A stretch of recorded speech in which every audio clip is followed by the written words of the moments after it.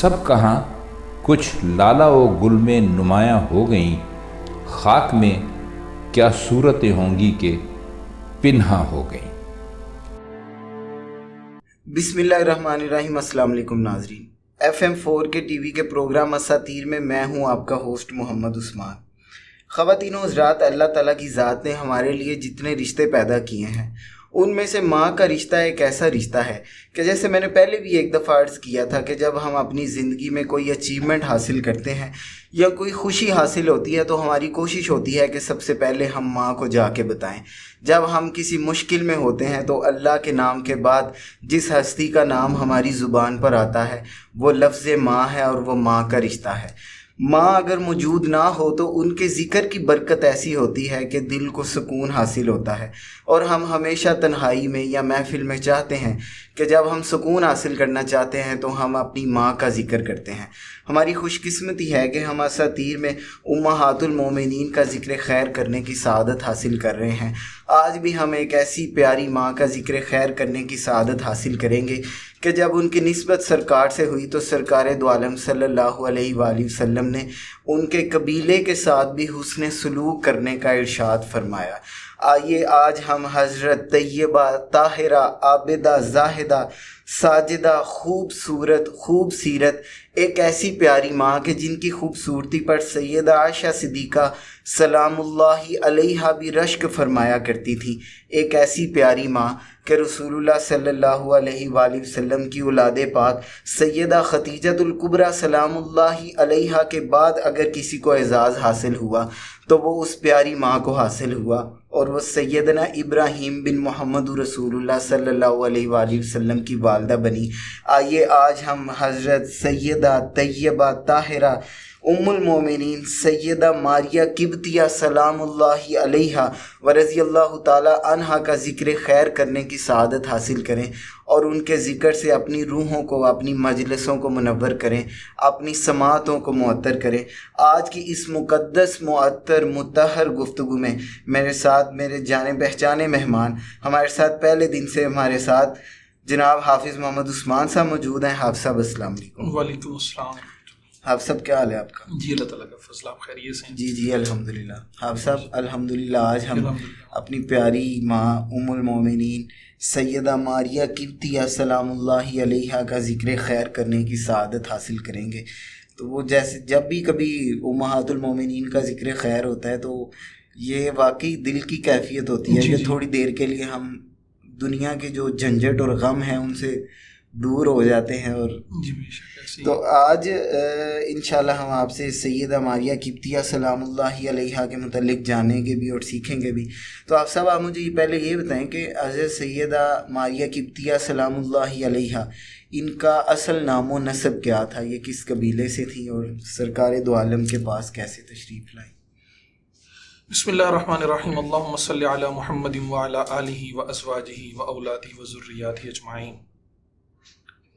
عثمان بھائی ان کا نام تو ماریہ ہی تھا، صحیح، ماریہ بنت شمعون یہ ان کا نام تھا، اور ام ابراہیم ان کی کنیت تھی، اور قبطیہ یہ ان کی قومی نسبت تھی۔ صحیح۔ یہ در حقیقت مصر کا ایک ضلع ہے، انسا یا انس، صحیح، انسا یا انس نام سے منسوب ایک مصر کا ایک ضلع ہے، اس کا ایک گاؤں ہے حفن، اس گاؤں سے ان کا تعلق تھا، وہ ان کا آبائی وطن تھا۔ اللہ تبارک و تعالیٰ نے ظاہری حسن بھی عطا فرمایا تھا اور باطنی حسن بھی عطا فرمایا تھا۔ حضرت جیسا آپ نے فرمایا، حضرت عائشہ رضی اللہ تعالیٰ عنہ فرماتی ہیں کہ مجھے آپ صلی اللہ علیہ وسلم کی ازواج میں سے کسی پہ اتنا رشک نہیں آتا تھا جتنا حضرت ماریہ پہ آتا تھا۔ تو ان کے بال بڑے لمبے تھے اور بہت گھنے بال تھے، رنگ بہت خوبصورت تھا، سفید تھا، رومی النسل تھی۔ تو حسن ایسا کہ ام المؤمنین سیدہ عائشہ صدیقہ رضی اللہ تعالیٰ عنہ بھی ان کے حسن پہ رشک کرتی تھیں۔ تو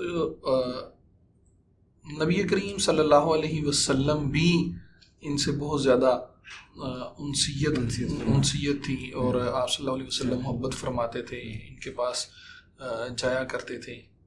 تو یہ در حقیقت جو والی مصر تھا، یہ والی مصر نے آپ صلی اللہ علیہ وسلم کے لیے بطور ہدیہ یہ باندھی بھیجی تھی. صحیح جی. اچھا آپ صاحب، آپ مجھے یہ بتائیں کہ ام المومنین سیدہ ماریہ قبطیہ سلام اللہ علیہا، ان کا قبول اسلام کا واقعہ کیا ہے؟ کیسے یہ اسلام کے دامن میں آئی ہیں؟ تقریباً 7 ہجری میں غزوہ خیبر کے بعد جب مسلمانوں نے اپنے پنجے گاڑنے شروع کیے تو نبی کریم صلی اللہ علیہ وسلم نے اس وقت پھر جتنے بھی بادشاہ تھے، جتنی بھی سلطنتیں تھیں، ان کو خطوط لکھے. والی مصر کو خط لکھا، والی شام کو خط لکھا، روم کو خط لکھا. اس طرح سارے علاقوں میں خطوط بھیجے اور انہیں اسلام قبول کرنے کی دعوت دی. تو ایک صحابی رسول صلی اللہ علیہ وسلم حضرت حاتب رضی اللہ تعالیٰ عنہ، ان کے ذریعے والی مصر کو خط بھیجا. تو جب وہ والی مصر نے خط پڑھا، اس نے خود تو اسلام قبول نہیں کیا، لیکن آپ صلی اللہ علیہ وسلم کا اس خط کا جواب بڑا مثبت دیا. صحیح.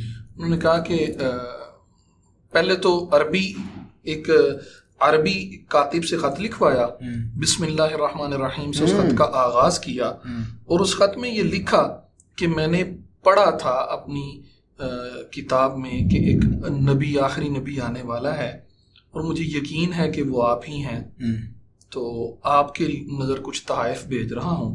اچھا، پھر جو تحائف تھے وہ بھی بہت زیادہ تحائف تھے. مثلا 2 بہنیں، حضرت ماریہ اور حضرت سیرین، یہ دونوں بہنیں تھیں، یہ دونوں باندیاں تھیں، اور یہ دونوں آپ صلی اللہ علیہ وسلم کے لیے بطور ہدیہ بھیجیں. اسی طرح 2 جو تھیں وہ کیسرا اور بریرہ، یہ کالی باندیاں بھی تھیں، یہ بھی آپ صلی اللہ علیہ وسلم کی خدمت میں بھیجیں. پھر حضرت ماریہ اور حضرت سیرین کا ایک بھائی تھا معبور نامی، وہ بھی آپ صلی اللہ علیہ وسلم کو تحفے میں بطور غلام بھیجا.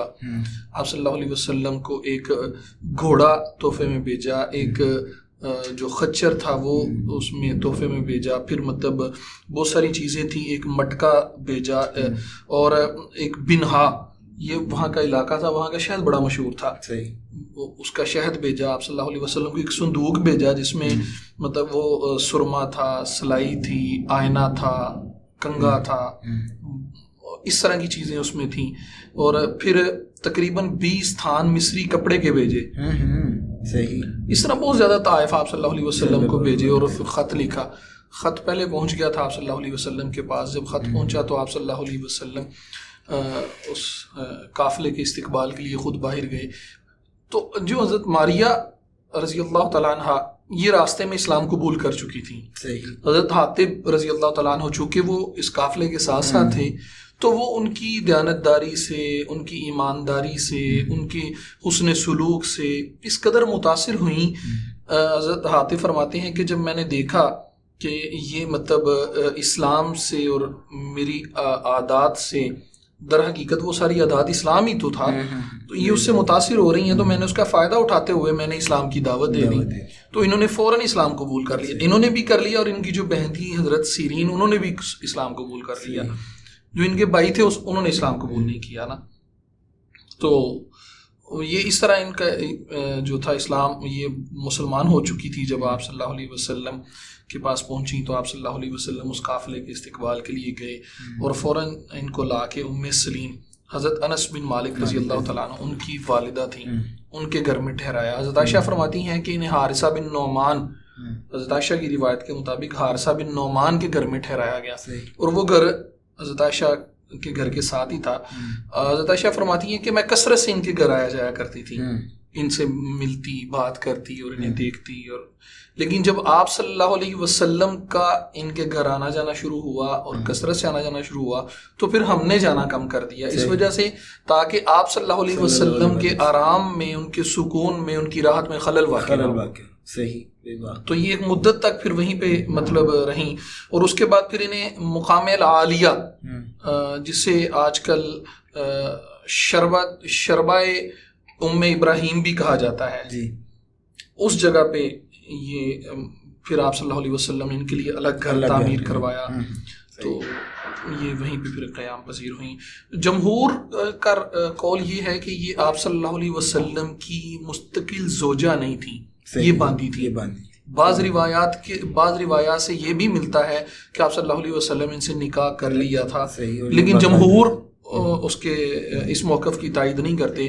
جمہور کے نزدیک آپ صلی اللہ علیہ وسلم نے نکاح نہیں کیا تھا, لیکن یہ باندھی تھی. اور اسلام کے اندر جو باندھی کا تصور ہے وہ ایک آج کل اتنا اہم سوال ہے کہ اس پہ سوشل میڈیا پہ ادھم مچا ہوا ہے. اصل میں یہ اس وقت جو ایک انٹرنیشنل قوانین ہیں ان کو مد نظر رکھتے ہوئے ایک قانون بنا کہ کوئی ملک کسی دوسرے ملک کے لوگوں کو غلام یا باندھی نہیں بنائے گا, جبکہ اسلام میں ایسا کوئی تصور نہیں ہے. اسلام میں یہ ہے کہ اگر آپ کسی غیر مسلم علاقے پہ چڑھائی کرتے ہیں اور آپ اس علاقے کو فتح کر لیتے ہیں, تو ان کے جو لوگ آپ کے پاس بطور قیدی ہوتے ہیں, آپ ان کو غلام بنا سکتے ہیں, ان کو باندھیے بنا سکتے ہیں. جو خواتین ہیں وہ ان کو باندھیے, اور جو یہ در حقیقت اس لیے تاکہ وہ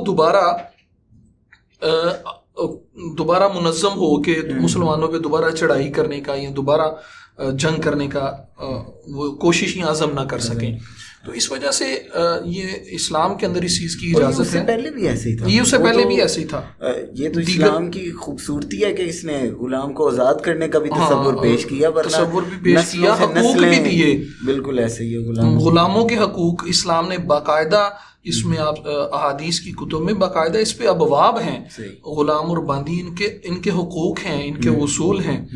تو آپ صلی اللہ علیہ وسلم, اچھا پھر جس طرح ایک آزاد آدمی اپنی زوجہ کے ساتھ ایک ازدواجی تعلقات قائم کرتا ہے, اسی طرح اسلام کے اندر اس بات کی اجازت ہے کہ وہ اپنی باندھی کے ساتھ بھی ویسے ہی تعلقات قائم کر سکیں, رکھ سکیں. تو اس وجہ سے آپ صلی اللہ علیہ وسلم ان کے پاس تشریف لے جایا کرتے تھے. پھر آپ صلی اللہ علیہ وسلم ان کو بہت زیادہ پسند کرتے تھے, محبت فرماتے تھے, اور انہی کے بطن سے حضرت ابراہیم علیہ السلام کی جو ولادت بھی ہوئی تھی. اور آپ صلی اللہ علیہ وسلم, اچھا باندھی کے لیے اسلام کے اندر پردے کا حکم نہیں ہے. اچھا, اسلام آزاد عورتوں کو پردے کا حکم دیتا ہے, لیکن جو باندھیے ہیں ان کے لیے شرعی پردہ نہیں ہے. لیکن اس کے باوجود آپ صلی اللہ علیہ وسلم نے حضرت ماریہ کو حکم دیا تھا کہ وہ پردہ کیا کریں. اس طرح کچھ چیزیں ہیں جن کی وجہ سے جن پہ قیاس کرتے ہوئے یا جن کو بطور دلیل پیش کرتے ہوئے بعض حضرات نے کہا ہے کہ آپ صلی اللہ علیہ وسلم چونکہ ان کے ساتھ معاملات ایسے کرتے تھے جیسے باقی ازدواج کے ساتھ کرتے تھے, تو اس وجہ سے ان ازواج کی طرح یہ بھی آپ صلی اللہ علیہ وسلم کی زوجہ ہیں. لیکن جمہور کا موقف یہ ہے کہ یہ آپ صلی اللہ علیہ وسلم کی زوجہ نہیں ہے, یہ کنیز ہی ہیں. لیکن آپ صلی اللہ علیہ وسلم کو ان کے ساتھ محبت بہت زیادہ تھی. آپ صلی اللہ علیہ وسلم ان کے حقوق کا خیال ایسے ہی رکھتے تھے جیسے ازواج کا خیال رکھتے تھے. اچھا, آپ سب ماں کے تو فضائل بے شمار ہوتے ہیں. یہ تو سوال بھی کیا سوال ہے, لیکن وہی اکثر آپ فرماتے ہیں کہ یہ تو ہم نے بس حصہ ڈالنا ہوتا ہے. تو ام المومنین سیدہ ماریہ قبطیہ سلام اللہ علیہا, ان کے فضائل و مناقب کے حوالے سے بھی کچھ. عثمان بھائی, سب سے پہلی تو فضیلت اللہ تبارک و تعالیٰ نے ہی ان کو دے دی. وہ فضیلت یہ دے دی کہ یہ آپ صلی اللہ علیہ وسلم کی ان کے ساتھ نسبت ہو گئی. بے شک آپ صلی اللہ علیہ وسلم کی نسبت مل جانا کائنات کے اندر اس سے بڑی کوئی فضیلت نہیں ہے. بے شک ہے. صحبت مل جانا, نسبت مل جانا, یہ ان کو دیکھ لینا. وہ جنہ دیداں سونا دل پر تکیا انہاں دیداں نو لاکھ ہیدا. اچھا, پھر ایک تعلقات بھی جو نسبت بھی تھی وہ ایک ازواجی حیثیت کی نسبت تھی. تو پھر اس سے بھی اللہ تبارک و تعالیٰ نے انہیں فضیلت عطا کر دی کہ آپ صلی اللہ علیہ وسلم کو اللہ تبارک و تعالیٰ نے ایک بیٹا عطا کیا جو ان کے بطن سے تھا. حضرت خدیجہ رضی اللہ تعالیٰ عنہ کے بعد آپ صلی اللہ علیہ وسلم کو، آپ صلی اللہ علیہ وسلم کی جتنی اولاد تھی وہ ساری حضرت خدیجہ سے تھی. حضرت خدیجہ رضی اللہ تعالیٰ عنہ کے بعد آپ صلی اللہ علیہ وسلم کی جتنی ازواج تھیں ان میں سے کسی سے بھی آپ صلی اللہ علیہ وسلم کو اللہ نے اولاد عطا نہیں کی. اس میں کیا حکمتیں ہیں یہ اللہ ہی جانتے ہیں. لیکن حضرت ماریہ رضی اللہ تعالیٰ عنہ سے آپ صلی اللہ علیہ وسلم کو ایک بیٹا عطا کیا. آپ صلی اللہ علیہ وسلم نے ان کا نام ابراہیم رکھا. وہ تقریباً 17 یا 18 ماہ تک اس دنیا کے اندر زندہ رہے. پھر وہ اس دنیا سے ظاہری پردہ فرما گئے اور آپ صلی اللہ علیہ وسلم یقیناً وہ آپ صلی اللہ علیہ وسلم کے لیے درجات کی بلندی کا سبب بنیں گے. تو اس میں ایک حکمت یہ بھی تھی کہ آپ صلی اللہ علیہ وسلم کے بعد نبوت آگے نہیں چلنی تھی. بعض مفسرین نے یہ ایک بڑی حکمت دیکھی ہے کہ آپ صلی اللہ علیہ وسلم کے جو بیٹے تھے وہ اس وجہ سے زندہ نہیں رہے کہ جتنے بھی انبیاء تھے ان انبیاء میں سے ان کے بیٹوں میں نبوت منتقل ہوئی. آپ صلی اللہ علیہ وسلم آخری نبی ہیں. یہ آپ صلی اللہ علیہ وسلم کے ختم نبوت کی دلیل بھی ہے. چونکہ آپ صلی اللہ علیہ وسلم آخری نبی ہیں تو آخری نبی ہونے کی وجہ سے آپ صلی اللہ علیہ وسلم کی جو نرینہ اولاد تھی اللہ تبارک و تعالیٰ نے اس کو دنیا سے ظاہری پردہ دے دیا تاکہ جو نبوت کا سلسلہ ہے وہ یہیں پہ ختم ہو جائے. اسی طرح یہ بھی ان کی فضیلت کی دلیل ہے کہ پردے کا حکم نہیں تھا ان کے لیے. پردے کا حکم نہیں تھا ان کے لیے لیکن آپ صلی اللہ علیہ وسلم نے ان کو پردے کا حکم دیا. یہ زوجہ نہیں تھیں. آپ صلی اللہ علیہ وسلم نے ان کے حقوق ایسے ہی ادا کیے جیسے ازواج کے کیے. یہ بھی ان کی فضیلت ہے. اسی طرح آپ صلی اللہ علیہ وسلم کا ایک روایت ہے، آپ صلی اللہ علیہ وسلم کا ارشاد مبارک ہے. آپ صلی اللہ علیہ وسلم فرماتے ہیں استوصوا بالقبط خیرا فإن لهم دمة ورحمة. قال رسول اللہ صلی اللہ علیہ وسلم ورحمهم ان ام اسماعیل ابن ابراہیم منہم و ام ابراہیم بن نبی صلی اللہ علیہ وسلم منہم. بھائی واہ واہ واہ کیا کہنے. یہ ایک بہت بڑی فضیلت ہے. آپ صلی اللہ علیہ وسلم نے فرمایا قبطیوں کے ساتھ اس نے سلوک کرو. اللہ اللہ. کیوں اس نے سلوک کرو؟ اس وجہ سے کہ ان کے ساتھ ڈبل رشتہ ہے. وہ ڈبل رشتہ کیا ہے؟ ایک تو عہد کا رشتہ ہے اور ایک نسبت کا رشتہ ہے. اور آگے پھر خود ہی آپ صلی اللہ علیہ وسلم نے فرمایا نسبت کیا ہے؟ نسبت بھی کمال. نسبت اسماعیل کی جو والدہ ابراہیم علیہ السلام کی زوجہ حضرت ہاجرہ رضی اللہ تعالیٰ عنہ و سلام اللہ علیہ، وہ اور ماریہ قبطیہ ان دونوں کی جو والدہ ہیں وہ ایک ہی ہیں. صحیح. ایک ہی خاندان ہے، ایک ہی نسل ایک ہی نسب ہے ان کا. تو اس نسب کی وجہ سے جو وہ ہے ایک فضیل ان کو مطلب وہ حاصل ہو گئی. اور دوسرا ہم نے ان سے ایک عہد کر لیا، اس عہد کی وجہ سے دوسری نسبت حاصل ہو گئی. تو ان سے دو نسبتیں ہیں، ایک نسبت عہد کی ہے، ایک نسبت کی ہے. تو اس وجہ سے ان کی جو ہے وہ ان پورے قبیلے کی اور مطلب ان کی نسل در نسل آگے قبطیوں کی ان کے ساتھ اس نے سلوک کا حکم آپ صلی اللہ علیہ وسلم نے دے دیا. اسی طرح آپ صلی اللہ علیہ وسلم نے ارشاد فرمایا وَكَانَتْ مَارِيَةُ هَذِهِ مِنَ الصَّالِحَاتِ الْخَيْرَاتِ الْحَسَّانِ کہ ماریہ کے ساتھ ماریہ جو ہیں یہ انتہائی نیک صالح پاکیزہ اور نیک سیرت خاتون ہیں. اور کون کہہ رہے ہیں؟ آپ صلی اللہ علیہ وسلم. جب آپ صلی اللہ علیہ وسلم یہ فرما رہے ہیں اس سے بڑی فضیلت کیا ہو سکتی ہے کہ آپ صلی اللہ علیہ وسلم کی زبان اطہر سے یہ نکلے کہ ماریہ جو ہیں وہ صالحہ ہیں، ماریہ جو ہیں وہ نیک سیرت ہیں، ماریہ جو ہیں وہ پاکیزہ ہیں. بھائی بابا. اور وہی بات پھر وہی کہ ماں کی اتنی شانیں ہوتی ہیں تو ماں کی ماؤں کی جو شان ہے وہ تو ایسی ایک زندگی میں تو ہم کسی بھی امہات المومنین کا نہ تو ذکر خیر مکمل کر سکتے ہیں نہ ان کے فضائل بتا سکتے ہیں. اچھا آپ صاحب آپ مجھے یہ بتائیں کہ ام المومنین سیدہ ماریہ قبطیہ سلام اللہ علیہا و رضی اللہ تعالیٰ عنہ ان کا وصال کب ہوا تھا؟ عثمان بھائی دو روایتیں ہیں. ایک روایت یہ ہے کہ 15 ہجری کو ہوا اور ایک روایت یہ ہے کہ 16 ہجری کو ہوا، محرم الحرام کے مہینے میں. صحیح. اچھا جو 16 ہجری کی روایت ہے اس کو راجح قرار دیا ہے، لیکن بعض محدثین یا مورخین نے ان دونوں روایات میں تطبیق کی ہے. یعنی وہ کہتے ہیں کہ جو 15 ہجری کہتے ہیں وہ اس وجہ سے کہتے ہیں کہ آپ صلی اللہ علیہ وسلم کے وصال کے 5 سال بعد. تو جو محدثین ہیں وہ انہوں نے تطبیق کی ہے چونکہ 16 ہجری کے آغاز میں پہلے مہینے میں محرم میں وصال ہوا تو اس حساب سے 5 سال ہی بنتے ہیں. صحیح. تو اس طرح تطبیق کر کے کہا گیا کہ آپ ان کی وصال جو ہے وہ 16 ہجری کو ہی ہے. تو حضرت عمر فاروق رضی اللہ تعالیٰ عنہ کا دور خلافت تھا. آپ صلی اللہ علیہ وسلم کے وصال کے بعد سیدنا صدیق اکبر رضی اللہ تعالیٰ عنہ اور سیدنا عمر فاروق رضی اللہ تعالیٰ عنہ ان کے ساتھ ویسے ہی معاملات اور حسن سلوک فرمایا کرتے تھے جیسے باقی ازواج کے ساتھ کرتے تھے. تو ان کا جب آپ حضرت سیدنا عمر فاروق رضی اللہ تعالیٰ عنہ کو خبر ملی کہ ام المؤمنین سیدہ ماریہ قبطیہ کا وصال ہو گیا ہے تو انہوں نے باقاعدہ پھر پورے اہل مدینہ کو اکٹھے کیا. اکٹھے کر کے پھر ان کی جو تھی نماز جنازہ ادا کی اور جنت البقیع میں انہیں سپرد خاک کیا گیا. بہت شکریہ آپ صاحب. اللہ تعالیٰ آپ کو اس کی جزائے خیر عطا کرے. خواتین و حضرات، سیدہ ماریہ قبطیہ سلام اللہ علیہا و رضی اللہ تعالیٰ عنہا جہاں پہ آرام فرما ہے، بے شک وہ حصہ جنت کے باغوں میں سے ایک باغ ہے. اللہ تعالیٰ ان کی قبر پر اور زیادہ رحمت نازل فرمائے اور ان کے وسیلے سے جن لوگوں کی والدہ دنیا سے چلی گئی ہیں ان کی بھی مغفرت فرمائے. آج پروگرام پیش کرتے ہوئے کہیں کوئی غلطی، کوتاہی، غفلت ہوئی تو میں اپنے اللہ کی بارگاہ سے معافی کا خواستگار اور توبہ کا طلبگار ہوں. اگلے پروگرام تک کے لیے اجازت دیجیے. والسلام علیکم ورحمۃ اللہ وبرکاتہ.